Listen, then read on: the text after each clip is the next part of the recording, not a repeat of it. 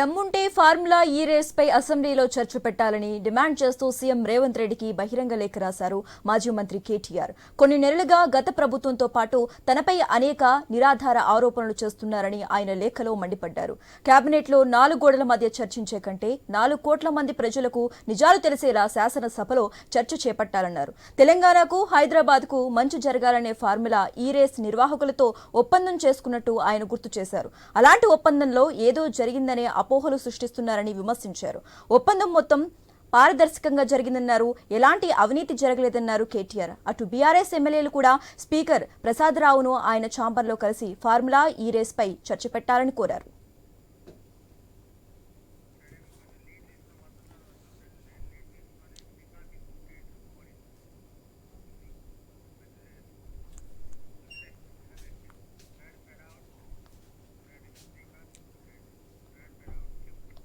దమ్ముంటే ఫార్ములా ఈ రేస్ పై అసెంబ్లీలో చర్చ పెట్టాలని డిమాండ్ చేస్తూ సీఎం రేవంత్ రెడ్డికి బహిరంగ లేఖ రాశారు మాజీ మంత్రి కేటీఆర్.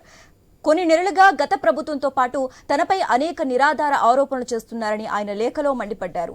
కేబినెట్ లో 4 గోడల మధ్య చర్చించే కంటే 4 కోట్ల మంది ప్రజలను నిజాలు తెలిసేలా శాసనసభలో చర్చ చేపట్టాలన్నారు.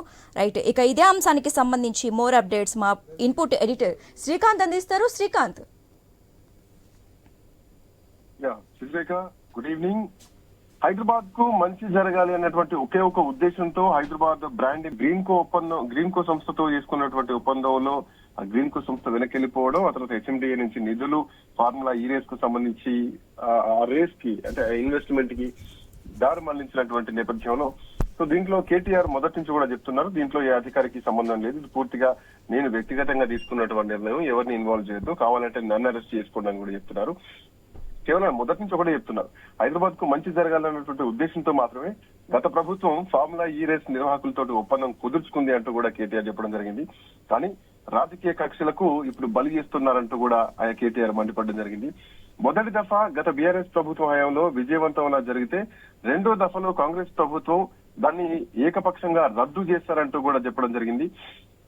అంతేకాదు దీనికి సంబంధించి అంటే ముఖ్యమంత్రి రేవంత్ రెడ్డికి దీనికి సంబంధించి ఒక లేఖ కూడా రాశారు. దమ్ముంటే ఫార్ములా ఈ రేస్ అంశంపై శాసనసభలో చర్చ పెట్టాలంటూ కూడా డిమాండ్ చేశారు. ఫార్ములా ఈ రేస్ పైన రకరకాల వార్తలు వస్తున్నాయి, ముఖ్యంగా తన గురించి ఆరోపణలు కూడా చేస్తున్నారు.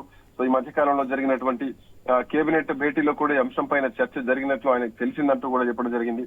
హైదరాబాద్ కు కేవలం ఒక మంచి జరగాలి, హైదరాబాద్ బ్రాండ్ ఇమేజ్ ను వరల్డ్ వైడ్ గా రేసింగ్ కి అంటే ఒక బ్రెజిల్ లాంటి, అమెరికా, బ్రెజిల్ లాంటి దేశాల్లో జరుగుతున్నటువంటి ఈ రేస్ హైదరాబాద్ లో కూడా జరిగింది అన్నది ప్రపంచ పటంలో చూపించాలన్నటువంటి ఉద్దేశంతో మాత్రమే గత ప్రభుత్వం ఫార్ములా ఈ రేస్ నిర్వాహకులతో ఒప్పందం చేసుకుందని చెప్పడం జరిగింది.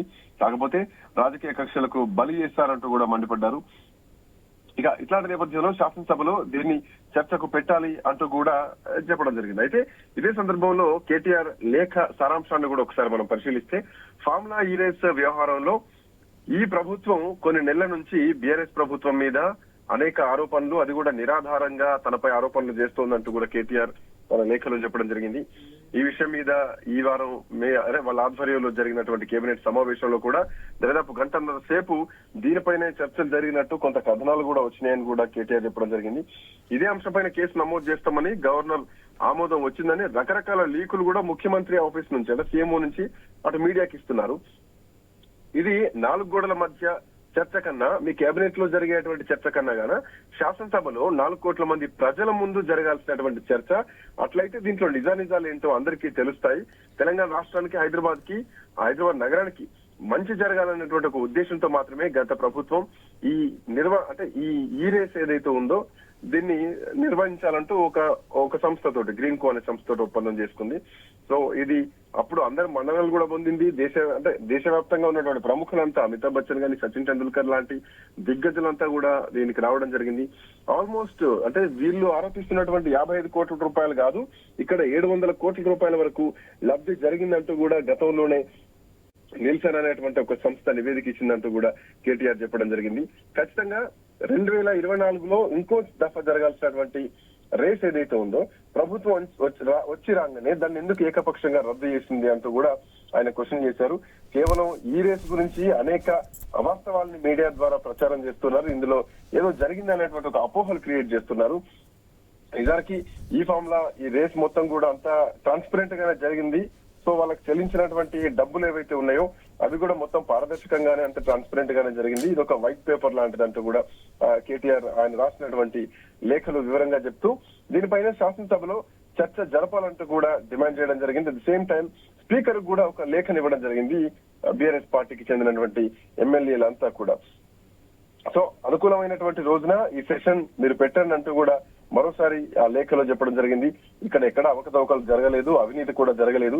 కేవలం తెలంగాణ రాష్ట్రానికి, హైదరాబాద్ నగరానికి ఈ రేస్ ను పరిచయం చేయడం కోసం at the same time electric వాహనాల వినియోగాన్ని ప్రపంచవ్యాప్తంగా వినియోగించాలి అన్నటువంటి ఉద్దేశంతో సో ఇది ఈ రేస్ జరిగిన తర్వాత కూడా హైదరాబాద్ తో పాటు తెలంగాణ రాష్ట్రంలో, భారతదేశంలో కూడా ఎలక్ట్రిక్ వాహనాల అంటే యూసేజ్ పెరిగింది, వాటి వినియోగం కూడా ఎక్కువగా పెరిగింది, కొనుగోలు శాతం కూడా పెరిగింది.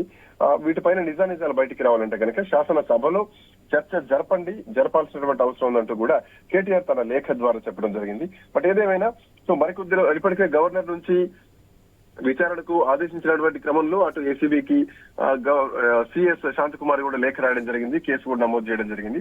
సో ఇప్పుడో అప్పుడో కేటీఆర్ అరెస్ట్ కు మాత్రం రంగం సిద్ధం కాబోతున్నట్టుగా కొన్ని సంకేతాలు మాత్రం ప్రభుత్వం నుంచి కనిపిస్తున్నాయి శశిరేఖ. అండ్ ఇంకోటి ఈ రోజు కోమటిరెడ్డి వెంకటరెడ్డి కూడా నిన్న ఏదైతే అసెంబ్లీ హాల్ కి ఎమ్మెల్యేలు బీఆర్ఎస్ పార్టీకి చెందినటువంటి ప్రతిపక్ష ఎమ్మెల్యేలంతా కూడా నల్ల చొక్కాలు ధరించి, నల్లంగీలు వేసుకొని, చేతులకు బేడీలు వేసుకొని రావడం జరిగిందో లగచర్ల రైతులను ఉదాహరిస్తూ ఈ రోజు దాన్ని కోమటిరెడ్డి వెంకటరెడ్డి చెప్పడం జరిగింది. ఇవాళ రేపు మీ అందరి చేతులకు బేడీలు పడతాయి, ఎవరెవరు జైలుకు పోవాలో మాకు తెలుసు, అందరినీ జైలు పంపుతాం అంటూ కూడా అటు కోమటిరెడ్డి వెంకటరెడ్డి కూడా చెప్పినటువంటి క్రమంలో కొన్ని లీకులు మాత్రం వస్తున్నాయి.